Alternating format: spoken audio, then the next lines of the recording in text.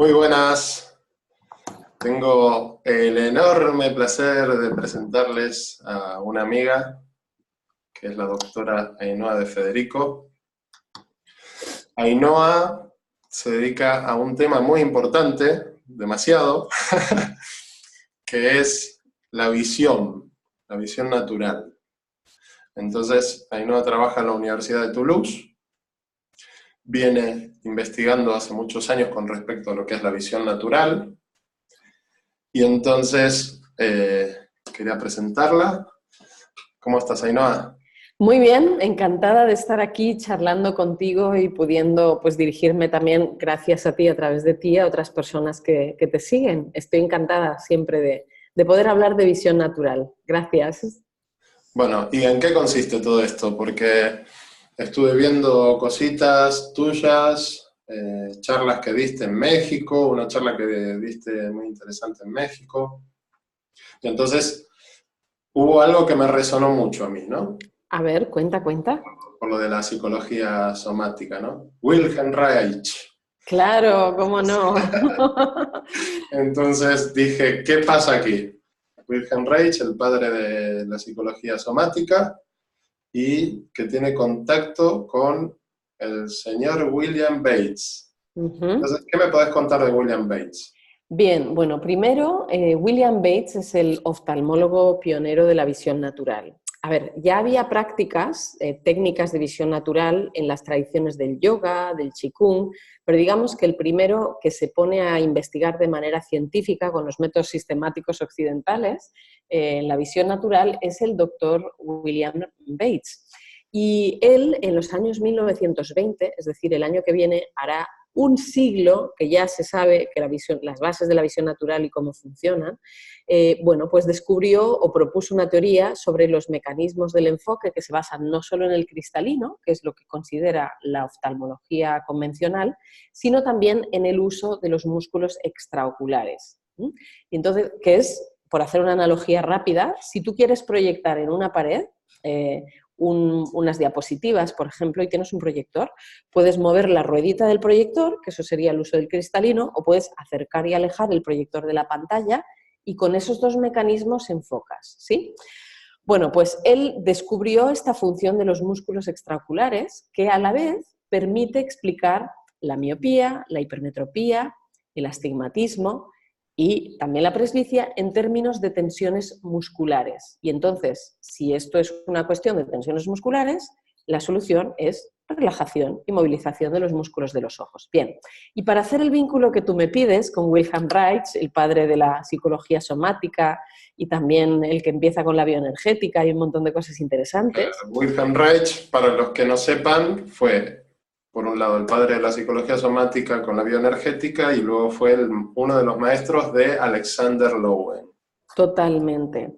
Bueno, pues el que hizo el vínculo no fue Wilhelm Reich el mismo, sino un investigador que se llama Charles Kelly. Él, por una parte, ya se había quitado las gafas gracias al método Bates, se había sanado de miopía, y por otra parte estaba estudiando psicología, había estudiado las teorías de Reich, había estudiado a Lowen, y estaba a punto de hacer su tesis doctoral en la Universidad de Columbia en la New School of Social Research, ¿vale? No es un sitio improvisado tampoco, ¿no? La Universidad de Columbia. Bueno, pues a él se le ocurrió, a ver, si por una parte Wilhelm Reich, con la teoría de las corazas corporales, nos dice que las emociones no integradas, no digeridas, se almacenan en el cuerpo bajo forma de tensión muscular, y William Bates nos dice que los síntomas de la vista, los errores de refracción más comunes, miopía, astigmatismo, hipermetropía, presbicia, son debidos a un exceso de tensión muscular en los ojos. ¿Será que la tensión muscular que nos impide ver es en realidad una tensión de origen emocional? Y en ese caso, ¿será que detrás de cada síntoma de la vista haya alguna tensión emocional específica que nos esté impidiendo ver? Hizo su trabajo de investigación y descubrió que hay correlaciones muy claras entre los síntomas de la vista y las emociones no digeridas. Y entonces, de ahí podemos deducir que una persona que desarrolla un síntoma visual es que hay algo que pasó en su vida, que le generó una serie de emociones que no las llego a digerir, eso le ha provocado un síntoma visual y además sigue viendo el mundo a través de un filtro perceptual que está teñido de esa emoción que está sin digerir. De esto justo acabo de hablar a las 6:30 en una conferencia para Mindalia Televisión. Y bueno, y también pues en otras ocasiones tengo la ocasión de hablar de ello. Así que sí, hay una correlación muy clara entre tensiones emocionales y síntomas de la vista. Y para mí este es un tema fundamental, así que me encanta que hables de él. Totalmente de acuerdo. Sí, sí, sí, En sí. todo lo que estás comentando. Por cierto, para la gente que está escuchando, que se queda hasta el final, que hay una sorpresa, un regalito muy importante que nos va a hacer Ainhoa. Entonces, hasta el final. Entonces, William Bates, Wilhelm Reich, y cómo fue que de repente tú llegaste a todo esto. O sea, yo te conozco, conozco tu carta también, que luego vamos a hablar un ratito de tu carta. Ay, sí, por favor, que me encantará descubrir cositas. Y entiendo por qué te dedicas a lo que te dedicas ahora. Así que, pero cuéntanos tú un poco cómo fue tu recorrido, cómo llegaste. Bueno, pues sí, mi proceso personal fue que en realidad, a ver, yo antes de dedicarme a investigar la visión natural y a explicarla y enseñarla a otras personas y ayudar a otras personas a ver claro sin gafas, que ahora ya llevo más de 15 años dedicándome a eso, pues empecé por un proceso personal y de hecho la primera vez fue siendo bebé, o sea, y ahí yo no es que tuviera la responsabilidad, pero sí he tenido esa experiencia inmediatamente. ¿Qué pasó? Yo nací con estrabismo, es decir, estrabismo convergente, veía así como cruzado.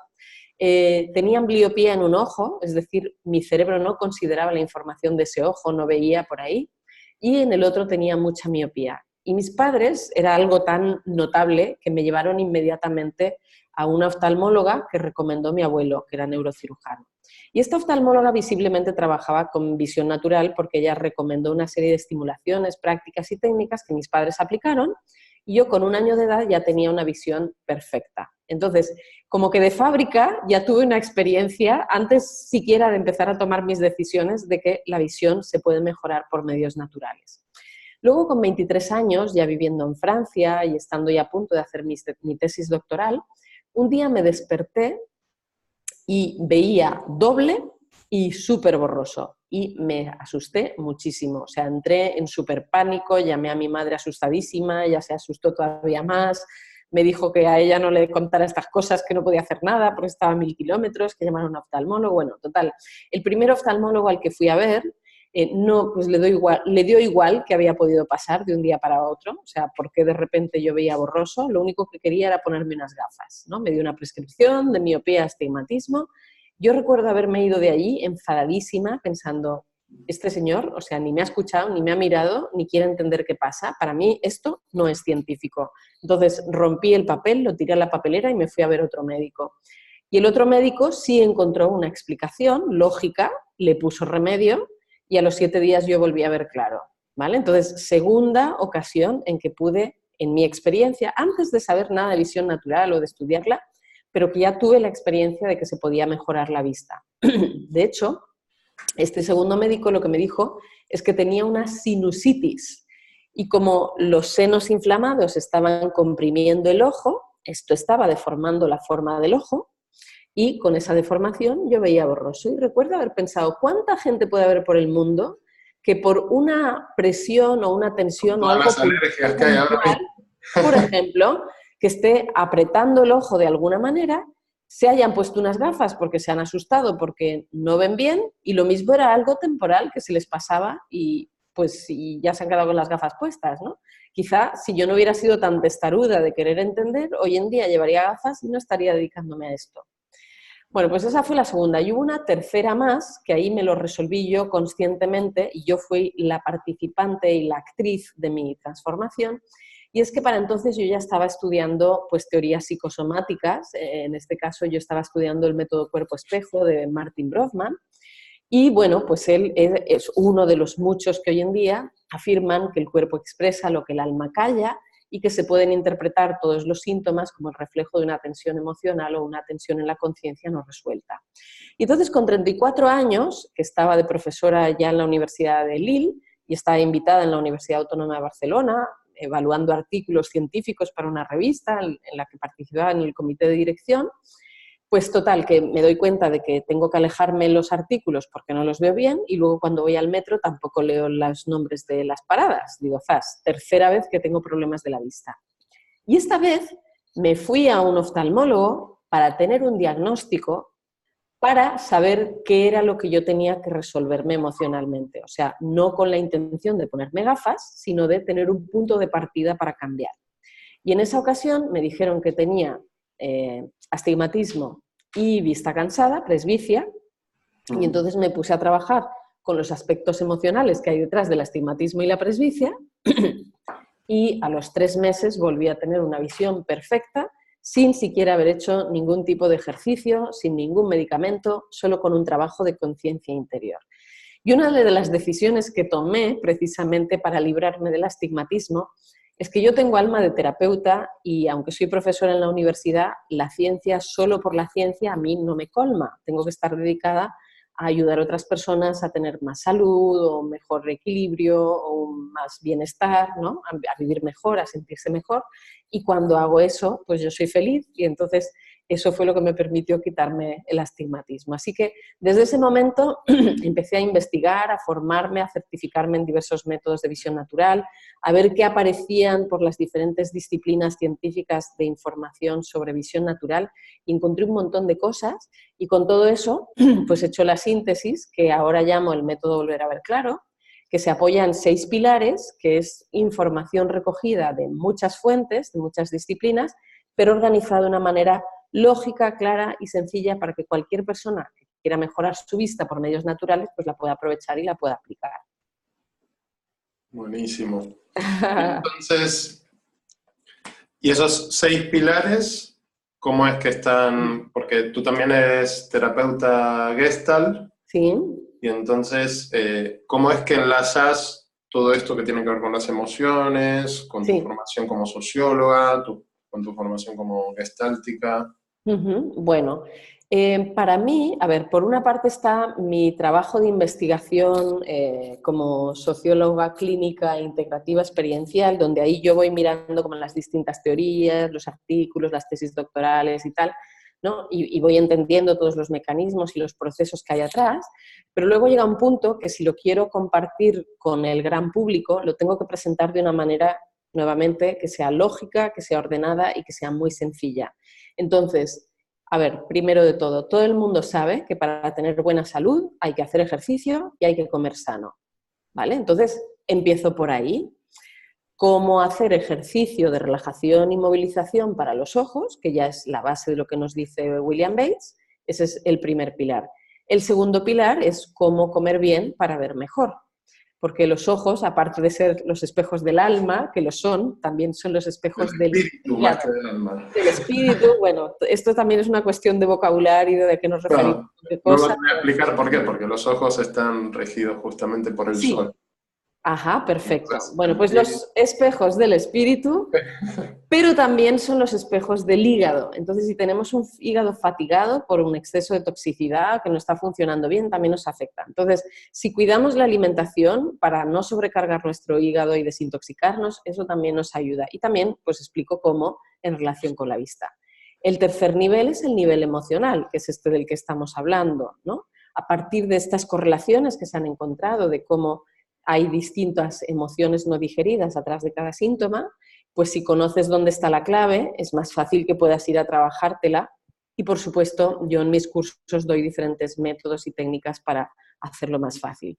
El cuarto pilar, ya tenemos 3, el físico, el químico, el emocional. El cuarto es el mental, porque los ojos son las cámaras que captan las señales luminosas, pero el órgano principal de la visión es el cerebro. Entonces hay un montón de procesos mentales que podemos optimizar para ver mejor.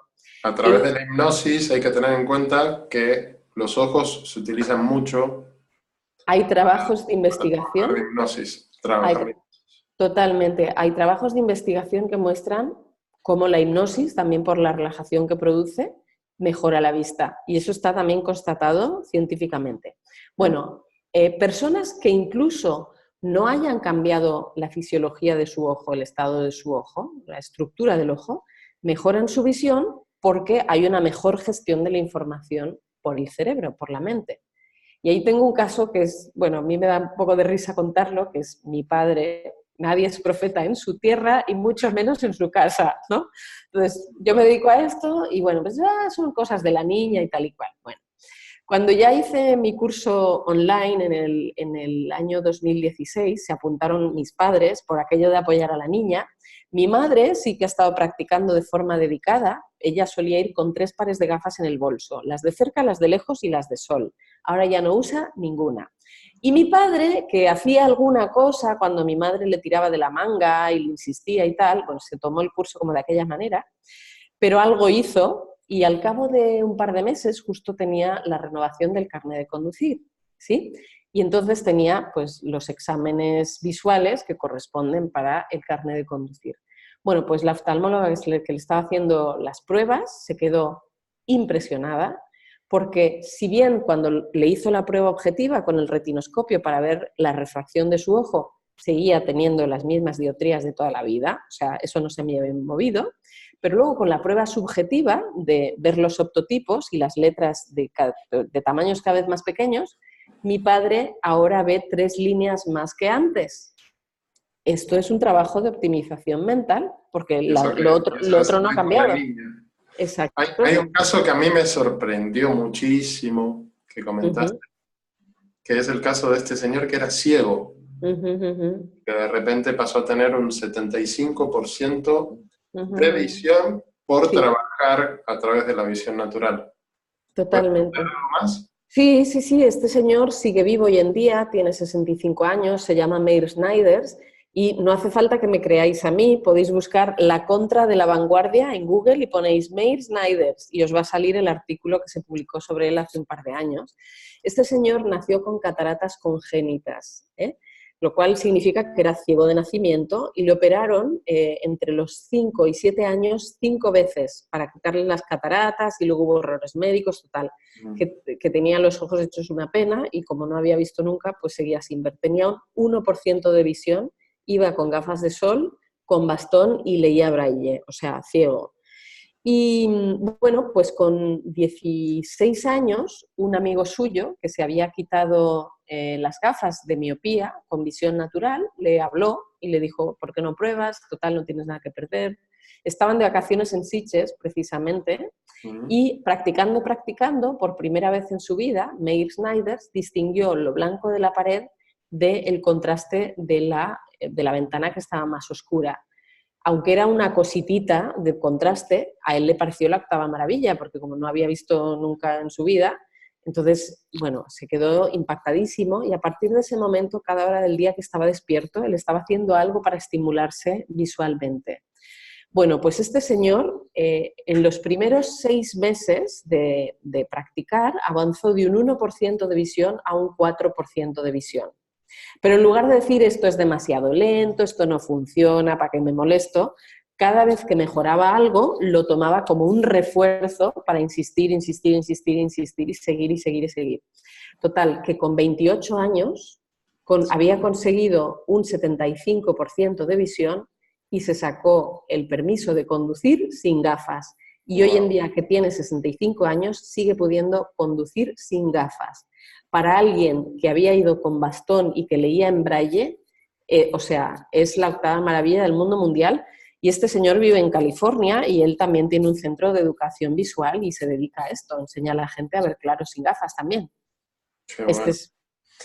Fíjate que hay algo que me llama la atención, porque este señor descubre la visión natural a los 16 años, dijiste. Sí. Y otro fenómeno, que es uno de mis escritores favoritos, Aldous Huxley, a los 16 años se queda ciego. ¿Y cómo fue la historia de Huxley? Porque aparte escribió un libro con respecto a esto. Totalmente. Bueno, pues Aldous Huxley, que mucha gente lo conoce, a algunos nos ha tocado leer Un mundo feliz como lectura obligatoria. Era el libro favorito, la novela favorita de mi padre. Ah, mira. Bueno, a mí me encantó cuando lo leí, me gustó mucho, lo he leído varias veces. Bueno, pues, y mucha gente conoce este libro. Pues el autor de Un mundo feliz, como bien dices, con 16 años se quedó ciego por un ataque de queratitis punctata, ¿sí? Y entonces tuvo que aprender también a leer braille y a ir con bastón y todas estas cosas. Y muchos años después se enteró de la existencia del método Bates, de la visión natural, y estudió, o más bien se hizo acompañar por una discípula directa de William Bates, que se llamaba Margaret Dars Corbett. Esta señora estuvo acompañando a Huxley y Huxley consiguió tener una visión funcional sin lentes, lo cual también para él era la octava maravilla. Pues bien, Margaret Dars Corbett la acusaron en un momento de práctica ilegal de la medicina, la querían meter en la cárcel, querían prohibir los métodos de visión natural, como ya los habían querido prohibir en la época de Bates. Y bueno, pues en ese momento Aldous Huxley rompió una lanza por la visión natural, testificó en el juicio a favor de Margaret Dars Corbett y escribió un libro que se llama Un arte de ver, en el que hacía la síntesis de lo que ya se sabía hasta entonces en visión natural y en psicología.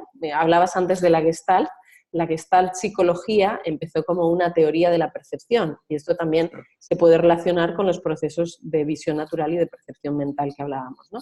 Bueno, pues Huxley hizo la síntesis de todo esto y lo publicó en un libro que apareció en 1942 que se llama Un arte de ver. Que este para mí es el que tendría que ser obligatorio en la secundaria, en las escuelas, que todo el mundo lo pudiera leer, ¿no? Aparte de Un mundo feliz, que es una maravilla. Bueno, pues las ediciones de este libro publicado en papel están todas agotadas y solo se puede encontrar en versión PDF en internet. Yo también tengo una que la regalo regularmente porque es un libro que es una delicia, está súper bien escrito, está muy claro y están las bases de la visión natural. Aunque también tengo que decir que de los años 40 a ahora, que estamos pues 80 años después, tanto la investigación ha avanzado un montón como que nuestro modo de vida ha cambiado muchísimo. Entonces, si bien el libro de Huxley es una muy buena base, hoy en día no es suficiente. Hay que aprender más cosas, hay que hacer más cosas. Porque estamos invadidos por las luces. Las luces, las pantallas, el trabajo de cerca, los interiores, el estrés, la contaminación, la alimentación diferente. Sí, hay muchas cosas que han cambiado y que es bueno verificar para cuidarse de los ojos, sí. Entonces, empezaste a dar formaciones presenciales y de repente, ¿cómo fue que diste el salto? Porque ahora estás... lo bueno que tiene este momento del planeta, de la historia, es que podemos hacer una formación, por ejemplo, varias formaciones online, y desde casita, desde la comodidad del hogar. Y entonces, ¿cómo es que diste ese salto de decir, esto presencial lo tengo que llevar así más online y a distintas partes del planeta? Porque sí, tenías dos alternativas, o era la teletransportación y la videocasión. Sí, la telepatía y la teletransportación, sí, viajar por todas partes, sí, o hacerlo online o una combinación de las dos cosas. Pues mira, yo ya llevaba años que estaba enseñando la visión natural y hubo un momento en que en la universidad tuve un año sabático, entonces decidí irme a México y durante ese año que estuve en México, que al final fue año y medio, abrí un centro terapéutico y estuve enseñando visión natural y otro montón de cosas que también hago. Fue una experiencia deliciosa, o sea, me encantó, gracias a México, gracias a Oaxaca por haberme permitido explorar tantas cosas. Y bueno, pues cuando se terminó ese año y medio sabático, pues yo me volví a Francia, a mi puesto en la universidad, a dar las clases y tal, y pensé, qué pena dejar a toda esta gente, que la llevo acompañando a algunos por distintas cosas y para distintas cosas año y medio, y sé que hay más gente interesada, y ahora yo me voy a Francia y pues qué pena que se quedan colgados, ¿no? Entonces pensé, ¿habrá algún sistema para acompañarlos a distancia? ¿Podemos probar a ver si funciona? Y entonces, por un lado, empecé a hacer de vez en cuando intervenciones a distancia, vía Skype, ¿no? Cosas así. Y luego descubrí que había toda una metodología para enseñar cursos online e incluso que la parte, digamos, de divulgación y de difusión, para que la gente se enterase que eso existía, se hacía también a base de dar clases online. Y entonces a mí, que soy una profesora en el alma, además de ser terapeuta en el alma, pues me encanta dar clases, entonces qué bueno que puedo dar clases para que quien quiera recibir más clases, pues también pueda, ¿no? Total, que empecé a hacerlo pensando primero en la gente de México que había dejado atrás y me di cuenta, en cuanto empecé a tener actividades en Internet, que había gente de muchísimos más países que se apuntaba al bombardeo, que se apuntaba a la actividad. Entonces, antes de darme cuenta, ya había miles de personas, decenas de miles de personas, primero de 5 países, luego de 12 países, luego de 17 países, luego de 25 países, y hoy en día de más de 60 países que me siguen y que, bueno, pues que cuando doy las clases las miran, que practican. Ahora tengo montones de alumnos en 25 países, eso, decenas de miles de personas que me siguen en 65 países, y bueno, pues es una maravilla el poder hacer llegar esto a tantísima gente, porque como es algo que la mayoría de la gente no sabe que existe, pues es una oportunidad muy grande el poder informarlos y que ya con una información correcta puedan tomar decisiones informadas. Si prefieren llevar gafas, que lleven gafas. Si prefieren operarse, pues que se operen. Pero si quieren ver con sus propios ojos, que sepan que se puede, cómo se puede y que puedan decidir hacerlo. Qué guay. Bueno, yo quiero comentar brevemente, te quiero comentar, si un ¿Por qué momento. me dedico a esto según mi carta? Estoy deseando que me lo cuentes a mí también. Bueno, voy a compartir pantalla un momento, Por favor. si lo logro hacer bien. Aquí estamos. Entonces, aquí Hola. estoy con la carta de Ainhoa abierta. Ahora mismo es como están los planetas para ella. Los tránsitos planetarios que se dice, lo que está por fuera son los planetas transitando, y por dentro es la carta natal de Ainhoa, que por cierto, me olvidé de preguntarte, de hacerte un par de preguntas para rectificar la hora. Bueno, Ajá. pero bueno, más o menos tu madre te dijo Sí. que fue un rato antes de las 8. Sí, algo así, sí. Entonces, ¿qué es lo que veo yo aquí? Lo que veo es que el Sol es, a nivel físico, rige la vista y el ascendente también, ¿no? Entonces, el ascendente es el punto por donde asciende. O sea, Ainhoa nace por la mañana, que eso es tener el sol cerca del ascendente, y entonces la constelación que justo ascendía en ese momento coincidía con su sol, que es la constelación, que es el signo, no la constelación, porque estamos hablando de astrología tropical. Si fuese sideral sería constelación. Entonces, el signo de Libra. Entonces, ¿qué sucede? Que tú naces, seguramente antes de tu nacimiento haya habido alguna muerte. ¿Por qué? Porque naces con el Sol en conjunción con Plutón. Y esto, a su vez, tiene una cuadratura con Saturno y el nodo sur. O sea que esto es algo que arrastras de una vida pasada o de algún momento pasado. Y Saturno, que es el padre, el Sol también representa al padre. Entonces aquí Saturno es, en astrología clásica se le dice el gran maléfico, ¿no? ¿Por qué? Porque viene a ponerte firme, a demostrarte que tenés que perseverar, que tienes que hacer las cosas con cuidado. Me está saliendo mucho el argentino porque acabo de aterrizar hace una semana de Argentina, entonces estoy ahí, la Sí, sí, lucha que tengo sí. entre el acento argentino y el español. Y entonces, ¿qué pasa? Que Plutón también es maléfico, pero que también desde la astropsicología representa la transformación. Es la transformación, la muerte, el renacimiento. Entonces, tú eres de Sol, Luna, Mercurio, Urano, ascendente y Plutón, todo esto en Libra. Y lo que sucede es que Libra es el opuesto a Aries, que es donde se exalta el Sol. Entonces aquí todo lo que tiene que ver con el Sol se debilita, pero en tu caso, ¿qué es lo que sucede? Lo que sucede es que estás cerca del ascendente, que justamente en el zodíaco en reposo representa a Aries, al yo, ¿no? Entonces aquí, por un lado, tienes a Saturno, que está haciendo de las suyas, con una cuadratura, que es un aspecto tenso. Y por otro lado, Voy a poner un diseño básico. Y por otro lado, tenemos al gran benéfico que te echa una mano, que es Júpiter, y que le hace un trígono, que es un aspecto muy favorable a la conjunción del Sol y Plutón.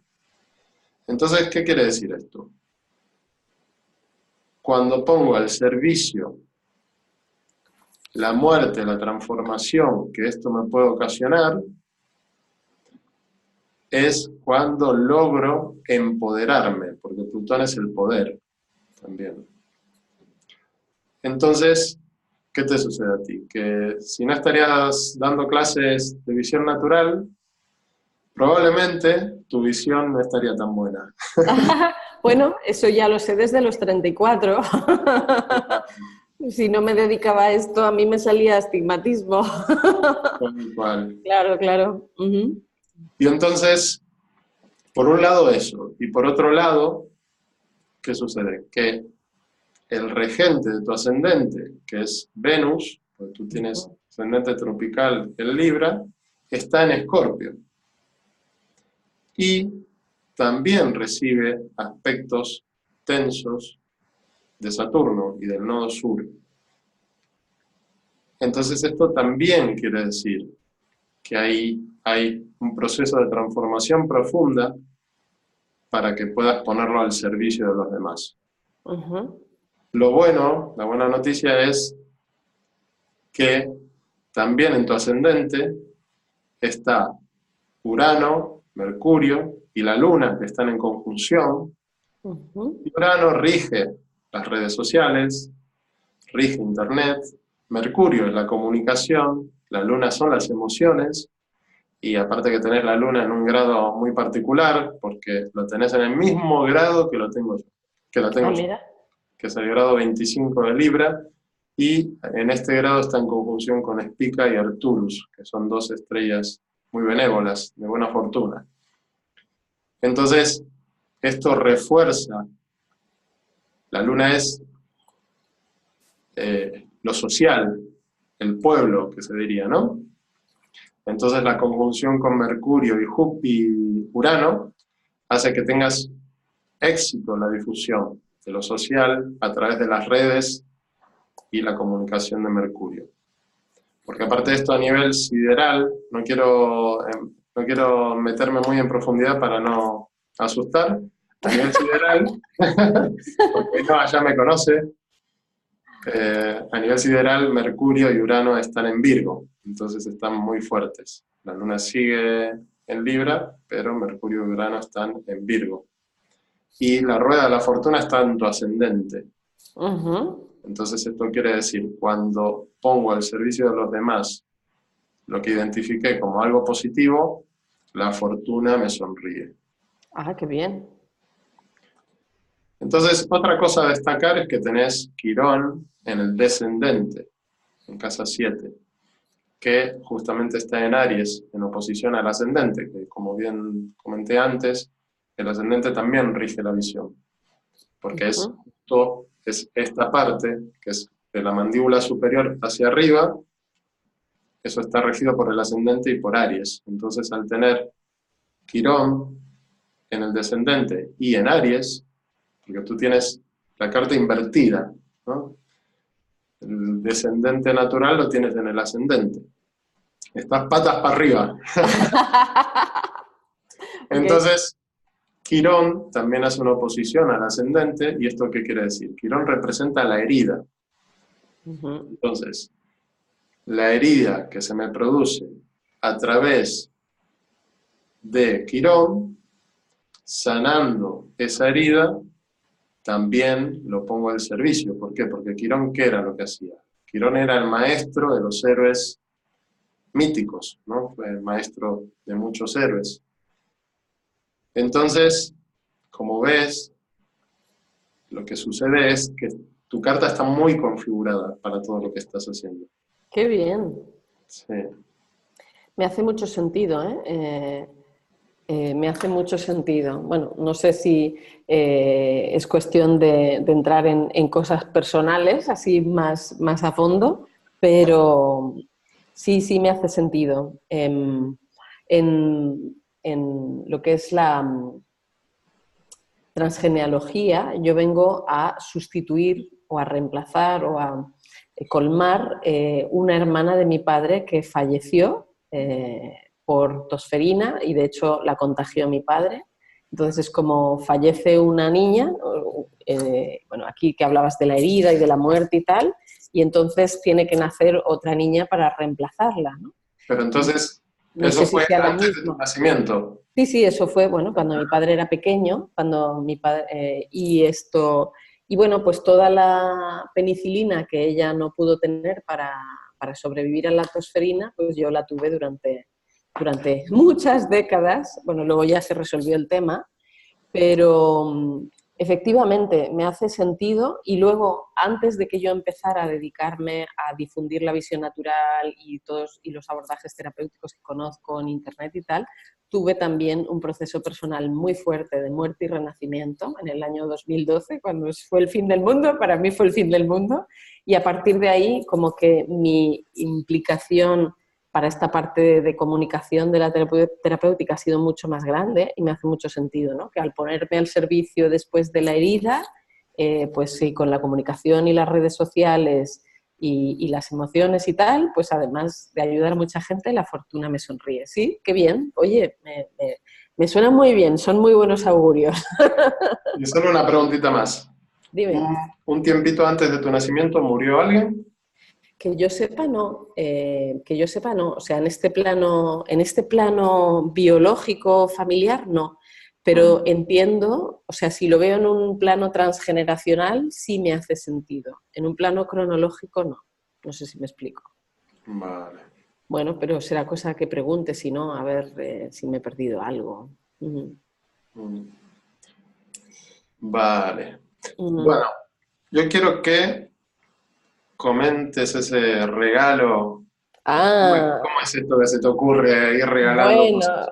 bueno, pues ya te digo, porque como yo en el fondo soy, lo que me gusta es enseñar, lo que me gusta es compartir, tengo alma de terapeuta y tengo alma de profesora, entonces lo que más, mi manera de amar es enseñar, o sea, mi manera de compartir pues es enseñar lo que sé, así que me encanta el poder invitaros a participar en una serie de 4 clases gratuitas que voy a empezar a difundir a partir del martes que viene, en las que voy a explicar más al detalle cómo y por qué funciona la visión natural para gente que quiera enterarse mejor.